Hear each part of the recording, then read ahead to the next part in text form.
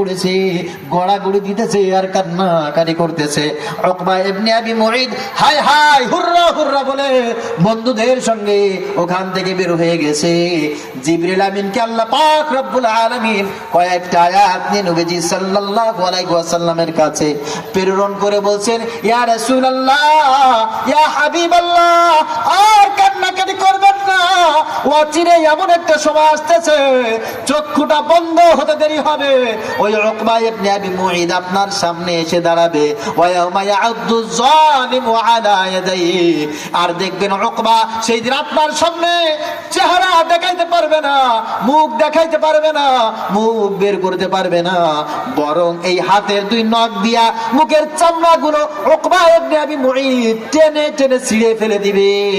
আরে আমার চেহারাটা যেন মুহাম্মদ চিনতে না পারে, কারণ আমি তো এমন ভাবে তাকে লাঞ্ছিত করেছিলাম, অপমানিত করেছিলাম। ও যদি আমাকে চিনে ফেলে বড় কষ্ট হবে। এই কথা বলে মুখের চামড়াগুলো টেনে টেনে ছিঁড়ে ফেলে দিবে, আর আঙ্গুলগুলো গালের ভিতরে দিয়া চিবায়া চিবায়া সব আঙ্গুলগুলো খেয়ে ফেলে দিবে। আর উকবা সেই দিন বলতে থাকবে, ইয়া ওয়াইলাতা লাইতানি লাম আত্তাখিয ফুলানান খলিলা, হায় রে আফসোস, কেমনে অমুক শয়তানকে বাটপারকে আমার খারাপ বন্ধুদেরকে সাথে আমি কেন যে বন্ধুত্ব রাখছিলাম, এই বন্ধুত্ব তাদের সঙ্গে রাখার কারণে আজকে আমি ধরা খেয়ে গেছি। নাউজুবিল্লাহ পড়ে। আমার বাড়ির ভিতরে, আমার ঘরের ভিতরে রাসূল প্রবেশ করেছিল। হযরত আবু বকর, হযরত উমর, হযরত উসমান, হযরত আলী আমার ঘরের ভিতরে প্রবেশ করে গিয়েছিল। আমি তাদের হাতে কালেমা পড়ে মুসলমান হয়ে গিয়েছিলাম। আরে খারাপ কিছু মানুষ, খারাপ কিছু বন্ধুদের সাথে চলাফেরা করার কারণে আমি ইসলাম থেকে সরে গেছি, আমি ঈমান থেকে দূরে সরে গেছি। হায় রে, কেন আমি তাদেরকে বন্ধু বানাইলাম? এই খারাপ মানুষগুলো যদি আমার বন্ধু না হইতো, আজকে তো আমি ইমানের উপরে অটল থাকতাম। ঠিক কিনা বলেন? এই জন্য প্রিয় ভাইরা আমার, তোমরা যারা আজকে দাপটগিরি দেখাও, আমার ভাই আছে, আমার দাদা আছে, আমার লিডার আছে, আমার অমুক আছে, তোমাক আছে, চক্ষুটা বন্ধ করে দেখো, আফসোস করবা, হাই বলবা, হাই আল্লাহ রে, আমার বাড়ির পাশে মসজিদের ইমাম ছিল, আমার বাড়ির পাশে অমুক আলেম ছিল, কেন যে তার সঙ্গে আমার গভীর সম্পর্কটা হইল না? কেন যে খারাপ মানুষগুলোর সাথে আমি সম্পর্ক করলাম? আমার মতো পুরা কপাল আর নাই। সেই দিন কিয়ামতের ময়দানে আল্লাহ পাকের রাসূল সাল্লাল্লাহু আলাইহি ওয়াসাল্লাম বলবেন, আকালার রাসূল ইয়া রাব্বি ইন্না কওমি ইত্তাখাযু হাযাল কুরআনা মাহজুরা।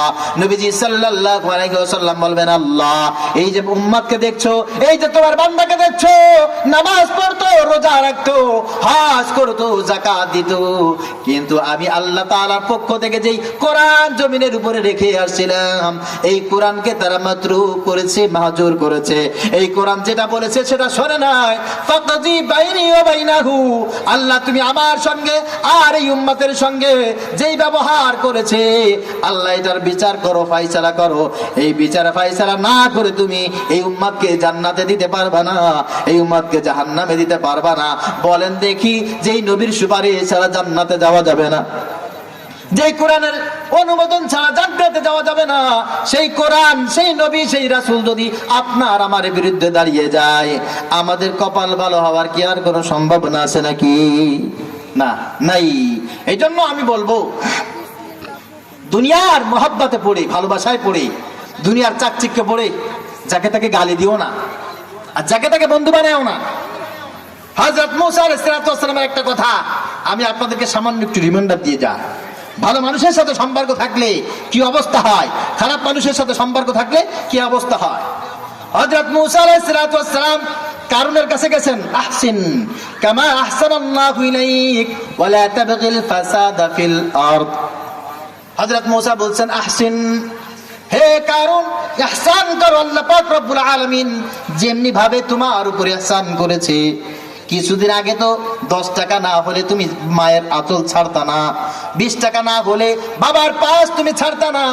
বাবা 20 টাকা দাও, কলেজে যাব, বাবা 20 টাকা দাও, স্কুলে যাব। 20 টাকার জন্য, 10 টাকার জন্য বাবার কাছে ভিখারির মতো একেবারে ভনভন করে ঘুরতা। আর আজকে তুমি কোটি টাকার মালিক, লাখ টাকার মালিক।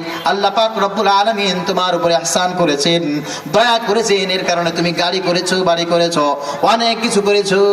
এই কথা বলে আল্লাহ পাক রব্বুল আলামিনের তরফ থেকে মেসেজ, আল্লাহ পাক যেভাবে তোমাকে সম্পদ দিয়ে তোমার উপরে ইহসান করেছে, এইভাবে সম্পদ আল্লাহর রাস্তায় খরচ করে তুমি ইহসান করো। ওয়ালা তাবগিল ফাসাদা ফিল আরদ, খবরদার জমিনে যারা ফাসাদ করে, আল্লাহ পাকের দুশমন যারা, তাদের মতো হয়ে যেও না।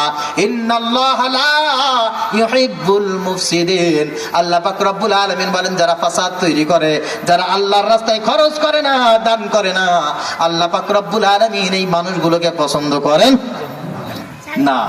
এবার ফেরাউন কারণ জবাব দিচ্ছে, কিরে قال إنما أوتيته على علم عندي أولم يعلم أن الله قد أهلك من قبله من القرون من هو أشد منه قوة وأكثر جمعا ولا يسأل عن ذنوبهم المجرمون। এবার কারণ জবাব দিচ্ছে, কিরে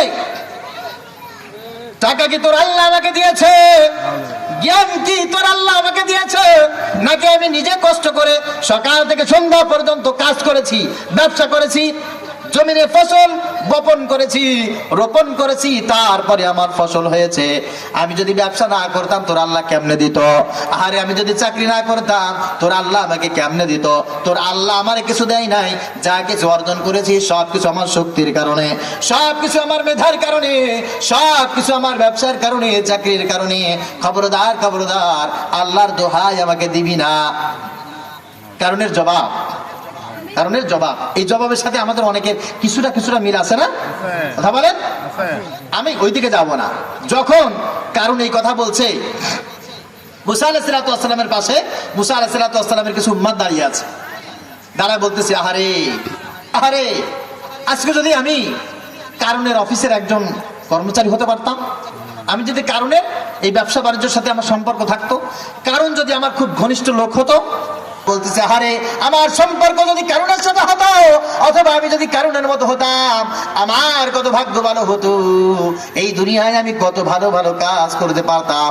আহারে আমার কপাল খারাপ যে আমি কারণের সাথে আমার কোনো সম্পর্ক নাই, এই জন্য আমার বড় আফসোস, আমি কারণের অফিসের চাকর হইতে পারলাম না, কারণের ভাই হতে পারলাম না, কারণের সন্তান হতে পারলাম না, এই কারণে আজকে আফসোস করতেছে। ঠিক কিনা বলেন?